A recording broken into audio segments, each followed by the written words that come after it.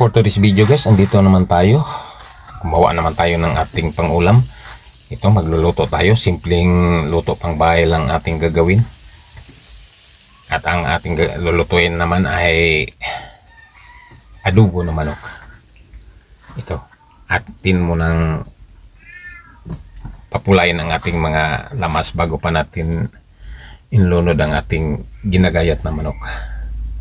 At sa ngayon ito may medyo mapula ng ating mga lamas. Atin na itong lagay natin ang ating karne na manok na ginagayat natin. Hatuing halo-haloin muna. Ito ng ating niluluto ngayon guys. Ito ang ating takpan muna natin ito.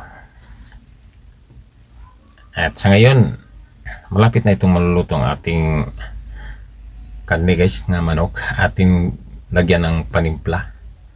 Pangpasarap na lang ito guys. Hindi na natin ito lagyan natin ng asin kasi nga minarinate na natin ang karne natin ng tuyo at saka naman suka. Kapag magluluto tayo guys, hindi tayo gumagamit ng asin. Ang minarinate lang natin ng tuyo at suka ang ating nagdadala ng panimpla natin. Kasi nga kung gumagamit pa tayo ng asin, baka masubrahan ito at maalat ang ating niluluto. Ito siya guys, ating lagyan mo ng kaunti na sauce kung ketchup upang medyo mapula ang ating niluluto. Ito siya. Ito naman guys ang ating niluluto. Ating muna itong halo-haloin pang magkaparya ang yang panimpla. Ito. Adobo ito guys na manok ang ating niluluto.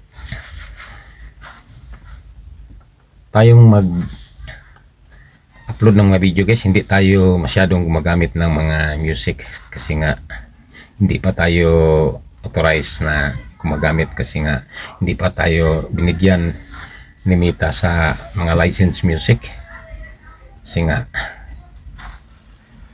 hindi tayo gumagamit. Ito naman ang ating niluluto na adobo.